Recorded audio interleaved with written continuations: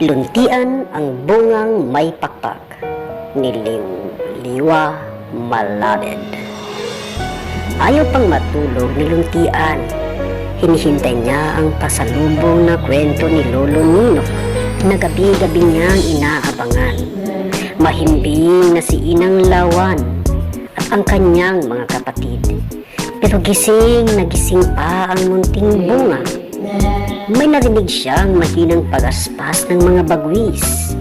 At maya-maya pa ay dumapo na ang matandang kuwago sa sanga kung saan siya nakasabi. Magandang gabi, Luntian. Handa ka na ba sa aking kwento? Ang mahinahong tanong ni Lolo Nino. Nanginig sa sabik ang mga pakpak ni Luntian. Tumango siya at tahimik na nakinig sa kwento ni Lolo Nino. Isang agila ang napadpad sa lungsod. Malayo ang nilakbay niya sa paghanap ng bagong tirahan. Kalbo na kasi ang dating hitik sa puno nilang gubat. At dahil pagod, dumapo siya sa isang mataas na gusali at nagsimulang gumawa ng pugad. Ngunit biglang umulan at nabasa ang agila. Kaya siya'y muling pumahimpapawid.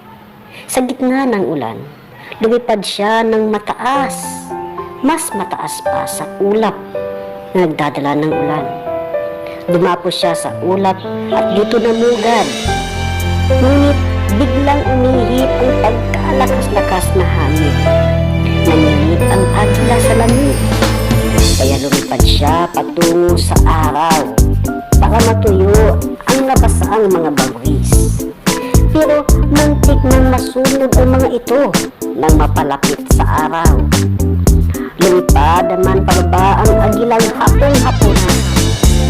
Sa isang hardin, nagpasya siyang tumigil.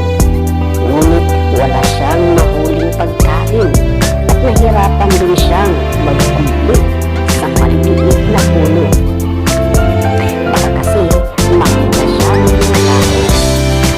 Lumipad siya patungo naman sa dagat, pero wala siyang makitang pwedeng gawa ng pugad. Ang kawawang agilay muling lumipad at hanggang ngayon makikita siya sa kinakatawid at muling pa rin siya naghahanap ng bagong tirahan. O bakit wala kang imik? Hindi mo ba nagustuhan ang aking kwento ngayon? Lolo Inok, malungkot naman ang kwento. At bakit wala pang wakas? Hindi naman lahat ng kwento ay masaya, Luntian. Sagot ni Lolo Nino. Alam ko na, ako na lang ang magbibigay ng bahay sa agila. Sa aking mga sanga, siya'y gagawa ng pugad. Ang masayang payag ng munting bunga. Maganda ang iyong balak. Kaya paspasan mo ang paglaki para pag panahon mo nang lumipad, makakarating ka sa lupang kakanlong sa'yo. At tuwing papawid na ang kuwago para maghanap ng hapunan at iba pang kwento. Mula nang marinig ang kwento ng agila, wala nang ginawa si Luntian kundi mangarap na maging malaking puno katulad ng kanyang inang Lawaan. Lagi niyang tinatanong ang ina kung handa na ba siyang lumipad. Malapit na, Luntian. Kunting tipis na lang ang sagot ng kanyang ina. Dumating na ang gabing pinakahihintay ni Luntian. Kasabay ng pagsikat ng buwan ang hangin habagat na nagpanginig sa mga dahon ni Inang Lawaan. Maisahin mo bang mabuti ang iyong sayaw, Luntian? Tanong ni Binibining Layana. Galingan mo, ha? Ang bili naman ni Ginang Magnifica. Mag-iingat ka, anak. Naiiyak na hinaplos ni Inang Lawaan ang panganay. Paalam, Luntian. Ang sigaw ng kanyang maliliit na kapatid. Umihip ang malamig at malakas na hangin. Sabay na umindayog si Luntian pakaliwa at pakanan. Maya-maya pa ay tuluyan na siyang humiwalay sa kanyang tangkay at lumipad. Nagpalakpakan ang mga paligid habang paikot umiikot na umalimpayaw si luntian. Kay sarap ng pakiramdam. Ganito siguro ang pakiramdam ni Agila pag lumilipad, naisip niya. Lumunsad si luntian sa malambot na lupa at mga dahon. Tumanaw at kumaway siya sa pamilyang iniwan. Biglang may kumaluskus at lumitaw ang isang matabang dagang gubat. Inamoy-amoy nito si luntian. Hindi mo ako pwedeng kainin dahil malaking tulong lawaan ako katulad ng aking ina. Ang natatakot, pero matapang na sambit ni luntian. Ako si Leo at hindi kita kakainin, munting bunga. Kung gusto mong lumaki, dapat magtugas ka kung saan tatamaan ka ng sinag ng araw. Masyado nang masikip dito. Pwede mo ba akong dalhin doon? Ako pala si luntian. Sige, pero mabagal ako ngayon kasi katatapos ko lang kumain. Ani ng matabang daga. Dahan-dahang kinuha ni Leo si luntian at inilagay sa kanyang bunganga. Nagsimula silang maglakbay sa gubat. Ganito pala ang hitsura ng gubat mula sa ibaba. Parang higante. Ang mga puno. Paglaki ko, magiging higante rin ako. Sambit ni luntian. May naramdaman na hangin si luntian. Bigla siyang binitawan ni Leo at mabilis itong umakyat ng puno. Isang laawin! Muntik nang mahuli si Leo. Patuloy namang umiikot at nagbabantay sa himpapawid ang mandaragit. Naiwang mag-isa si luntian na nabali ang mga pakpak dahil sa kanyang pagkabagsak sa bato.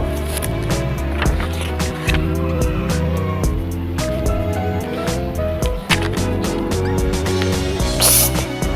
Lumingali na si luntian habang sumisinghot-singhot. May nasinghot siyang kakaiba at matapang na amoy. Parang amoy ng mga patay na hayop. Nagustuhan mo ba ang aking pabango? Bakit ka umiiyak, munting buto?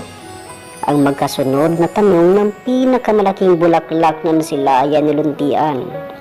Inayos ni luntian ang tindig at nagpakilala. Ako si luntian.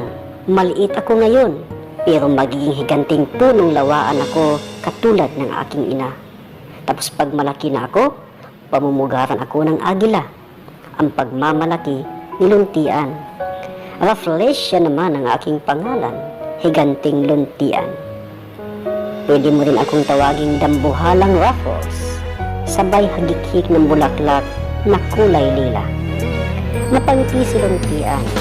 Pinaloy siya at kinintuhan ni Aling Raffles. Natigil lang ang kwentuhan nang masilaw sila sa kidlat at halos mabingi nang dumadugdug ang kulog. Bumuhos ang ulan at natangay si luntian.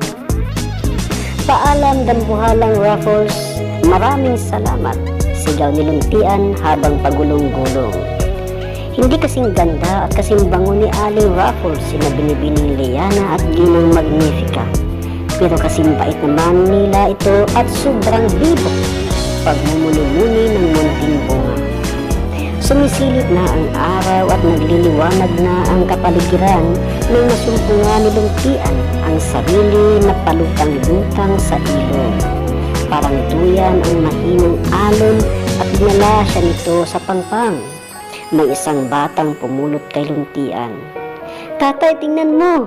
Isang buto! Aba, bunga ng lawaan yan, anak. Pag maging puno yan, pwedeng lumaki ito ng hanggang 30 metros o kasing tangkad ng 10 palapag na gusali. Mamimilog ang mga mata ng mga bata. Mas mataas pa sa opisina ni nanay. At kung gaano kataas ang puno ng lawaan, ganoon din kalalim ang mga ugat nito.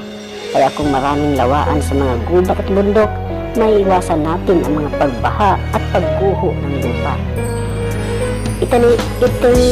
Itanim natin, tay. Ungot ng bata. Halika, maghanap tayo ng magandang pwesto para sa kanya. Naghukay ang mag-ama sa lupa.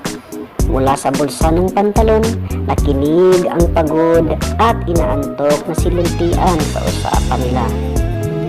Maigi ang mga puno para panatilihin sariwa ang hangin.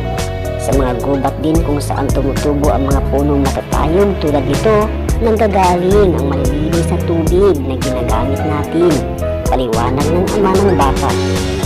Tay, di ba sa puno nakatira ang mga ibon? Tanong ng bata. Di lang ang mga ibon, anak. Maging ibang hayop at sari-saring insekto. Pati na rin ang mga gumagapang na halaman. O, ilagay mo ng bunga ng lawaan. Kinuha ng bata si luntian at binulungan. Munting lawaan, lumaki ka at maging higanting puno, ha?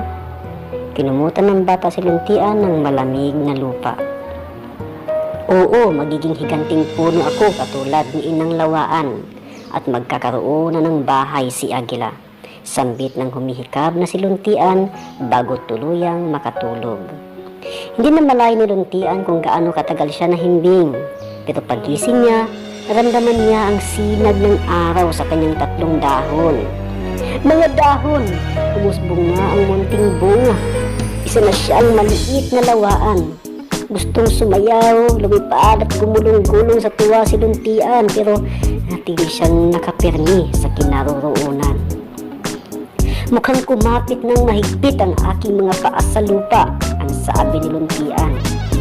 Mabuti yan para di katangayin pag umulan munting halaman. Ako pala si Ratan, ang sambit ng malakawayang nakapulupot sa punong alamang siga.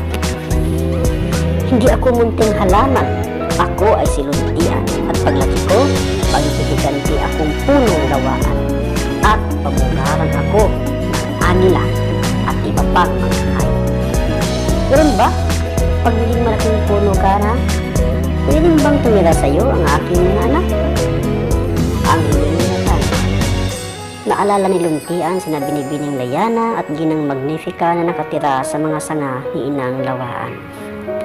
Pwedeng-pwede! Ang masayahing sagot ni luntian. May narinig si Ratan at luntian na sabay-sabay na makapangyarihang pagkampay ng mga pakpak. Napatingala siya at nasilayan ang paghimpapawid ng 10 lawin at isang agila. Mga mandaragit yan. Mag-ingat ka sa kanila, luntian. Pero, di ba ang sabi ko po sa inyo, kapag ako ay maging malaking puno na katulad ng aking Inang Lawaan, ang mga lawin at mga agila ay mamumugad sa aking mga sanga. Kaya, magpapatuloy ako sa pagpapalaki upang dating araw na makasusumpong na sila ng kanilang matitirhan. Tama nga naman ang iyong sinabi, munting luntian. Kaya, pag malaki ka na, patirahin mo rin ha ang aking mga anak at ang mga lawin at agila na lumilipad.